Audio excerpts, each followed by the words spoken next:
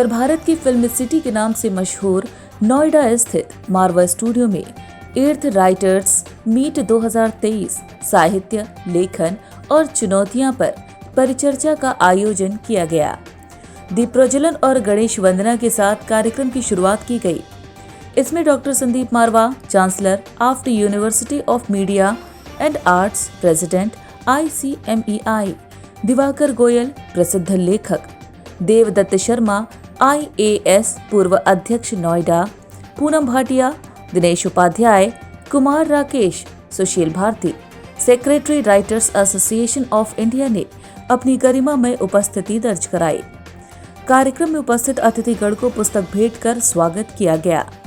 बता दें कि इस परिचर्चा का उद्देश्य लेखक को किन किन चुनौतियों का सामना करना पड़ता है, शब्दों का किस तरह से चयन करना चाहिए, पुस्तक विमोचन से पहले किन किन बातों पर ध्यान देना चाहिए, इन विषयों पर बातचीत की गई।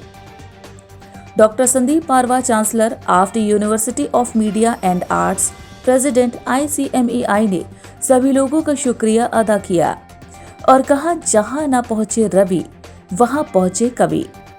जो कुछ भी लिखा जाता है उसकी विषय वस्तु, उसका कलेवर लेखक को समाज से ही प्राप्त होता है।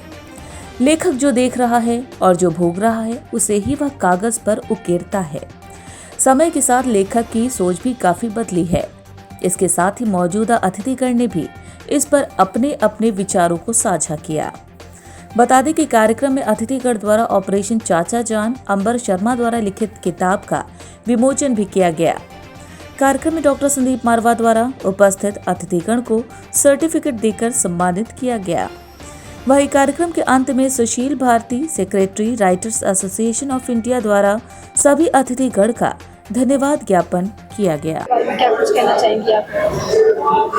मैं डॉक्टर पूनम भाटिया, ये जो लेखक मीट थी आज की ऑथर्स मीट, ये 8वीं थी और मुझे लगता है मैंने लगभग 6 या 7 तो अटेंड की हुई। तो हर बारी ऑथर्स मीट में कुछ नया निकल के आता है, कुछ सजेशंस निकल के आते हैं और ये खासकर उसके लिए थी जो अभी ग्लोबल लिटरेरी फेस्टिवल होने वाला है। तो ग्लोबल लिटरेरी फेस्टिवल मरवा स्टूडियोज में AAFT द्वारा जब से स्टार्ट हुआ, मैं इसके साथ जुड़ी हुई हूँ और आज की मीट भी बहुत सक्सेसफुल रही, बहुत अच्छे आइडियाज़ आए और संदीप मारवा जी के निर्देशन और जो सुशील भारती जी करते हैं, प्रोग्राम को इम्प्लीमेंट करते हैं, जो निकल के आता है प्रोग्राम हमेशा ही अच्छा होता है। आज भी बहुत अच्छा कि जब लेखक कोई भी होता है तो उसको लिखने के लिए एक प्रॉपर एनवायरनमेंट चाहिए होता है और लेखक बना नहीं जाता, लेखक जो होता है वो पैदा होता है, उसका शिल्प सुधारा जा सकता है। तो आज बहुत सी चुनौतियां हैं लेकिन उन चुनौतियों से पार पाके अच्छा लेखन होना चाहिए। जो समाज की दशा है उसको दिखाते दिखाते समाज के लिए दिशा का निर्माण होगा। सर, आज के कार्यक्रम के लिए क्या कुछ कहना चाहेंगे? 8 मीट करी गई राइटर्स के बीच। ये मेरा सौभाग्य है कि मैं राइटर्स एसोसिएशन ऑफ इंडिया का अध्यक्ष हूँ और देश भर और दुनिया भर से बहुत सारे लेखक, ऑथर्स, राइटर्स, पोइट्स जो है इस संस्था से जुड़े हुए हैं। पिछले 8 साल से हम लोग ये हर साल एक गोष्ठी करते हैं जहाँ पर विभिन्न मुद्दों के ऊपर चर्चाएं होती हैं। राइटर्स की क्या क्या प्रॉब्लम्स हैं, राइटिंग की क्या क्या प्रॉब्लम है, बदलती हुई भाषाओं की क्या वजह हैं, ये सारी बातें विभिन्न क्षेत्रों से जुड़े हुए अलग अलग राइटरों के मुंह से सुनाई देती हैं और उसके साथ हमारे पास एक बहुत सारा ऐसा मैटर एकत्र हो जाता है जिसको लेकर हम लोग अपने अगले ग्लोबल लिटरेरी फेस्टिवल की तैयारी में जुट जाते हैं। 9वां ग्लोबल लिटरेरी फेस्टिवल सितंबर एंड में हमने तय किया है और जिसकी तैयारी इसी राइटर एसोसिएशन ऑफ इंडिया की चर्चा से शुरू होती है। बहुत अच्छे सुझाव आए, उन तमाम सुझावों को हमने नोट किया है और आने वाले दिनों के अंदर हम लोग उनका पूरा इस्तेमाल करेंगे।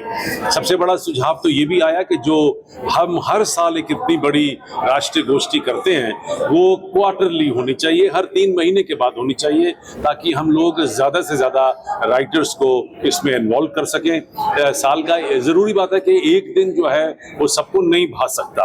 अगर यही बात साल में 4 दफ़ा अलग अलग डेटों पे चर्चाएं चलेंगी तो बहुत सारे लोग उन तारीखों के ऊपर समय निकाल कर यहाँ तक पहुँचेंगे। तो इसको सुझाव को भी हमने ले लिया है। आने वाले दिनों में अब हो सकता है कि हर 3 महीने के बाद ही राइटर्स मीट हुआ करेगी। ग्लोबल फेस्टिवल जो लिटरेचर का हम लोग करते हैं, जबकि उसको आज सारी दुनिया पहचानती है, और ये बात मैंने इसी मंच से आज लोगों तक पहुंचाने की कोशिश की कि तकरीबन 70 मुल्कों के देशों ने हमें अपना कल्चर एम्बेसडर नियुक्त किया है, और इस बार ग्लोबल लिटरेरी फेस्टिवल में ये तमाम 70 देश डायरेक्टली या इनडायरेक्टली हमारे साथ फिर से एक बार भाग लेंगे, और जो हर साल बढ़ता चला जा रहा है। पिछले साल अगर ये 50 थे तो इस साल एक साल में 20 देश और हमारे साथ जुड़े हैं। तो मैं समझता हूँ कि अपने आप में ही ग्लोबल लिटरेरी फेस्टिवल एक बहुत बड़ा भव्य मेला होने वाला है। I am Dr. Diwakar Goyal. I am chairman of Aero Academy of Aviation Science and Management. Besides that, I am a writer and a poet also. It was a nice occasion to have this kind of meeting association where Dr. Sandeep Marwa has made a great effort to have all the writers here. And I think his message goes very well and to the large sector of society that how to encourage the writers. And today's seminar, you see a lot of new ideas have come. Like to join the publishers also, how to promote the books also, how to have the Hindi also across the country. And Dr. Marwa has kindly given the 8 years of Narendra Modi, that book, to everybody. And it is quite surprising and a very pleasant affair that he has given participant certificate to everybody, and all audience have become the speaker. That was a unique thing, which is very rare actually. I never found it. And I am very happy that I gave my books also. My books are in different languages also. So I wish all the success for it. In the global summit, I am looking forward. Let it come. Thank you.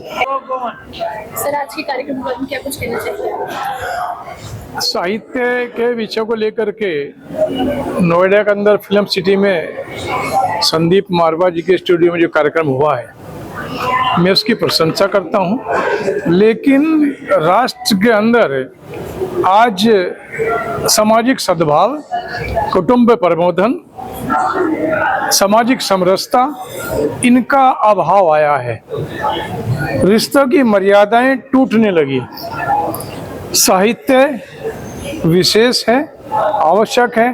Bharat को भारत लगना चाहिए, इंसान को इंसान लगना चाहिए। ये जो पेंसिल है ना, ये मैंने इसलिए ली है, ये लिखने का कार्य करेगी, लेकिन ये तो लिखती ही नहीं। जब नहीं लिखती तो मैं इसको क्या करूँगा? जो पेंसिल लिखेगी मैं वो लूँगा।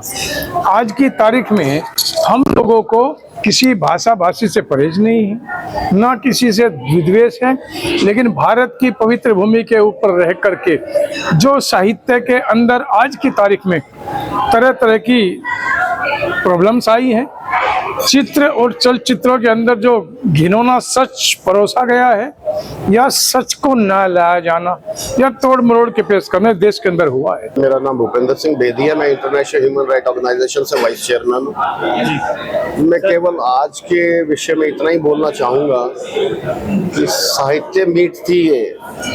जितने भी साहित्यकार हैं वो किसी के प्रभाव में आके साहित्य को सच से हटा कर ना लिखे, सच लिखे। जो लिखे वो सच लिखे, ताकि आने वाली पीढ़ी को सच्चाई का ज्ञान हो सके। झूठ ना परोसे, नफरत ना परोसे, जितना हो सके उतना ज़्यादा से ज़्यादा प्यार परोसे। संदीप मारवा जी के लिए क्या कहना चाहिए? संदीप मारवा जी मेरे बड़े भाई है, और मैं बार यहाँ कई बार ही आया हूँ।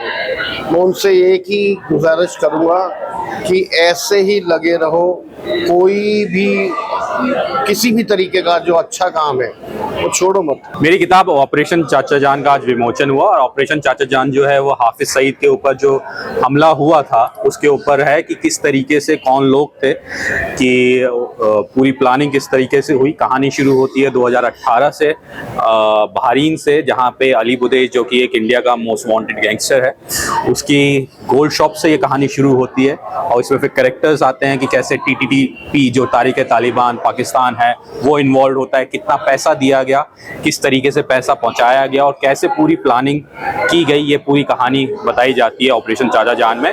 क्योंकि हाफिज सईद के ऊपर $10 मिलियन का इनाम है US और UN के द्वारा, तो वो एक इनाम लेने की तरीका था और कुछ लोगों का ये था कि मुंबई 2008 में जो हमला हुआ था उसका बदला लेने का कोशिश थी। तो ये पूरी कहानी जो है सच बताती है कि किस तरीके से ये पूरी प्लानिंग हुई, और इन्वेस्टिगेट करने के साथ इसमें मैंने वो सारे साक्ष्य दिए हैं, चाहे वो किसी के पासपोर्ट की कॉपी हो, चाहे ID हो, चाहे रेंट एग्रीमेंट हो, क्योंकि जो व्यक्ति इसमें इन्वॉल्व हुआ था वो हाफिज सईद के घर तक पहुंच गया था और वहां पे उसने एक घर भी किराए पे लिया था, तो वो सारे साक्ष्य इसमें हैं।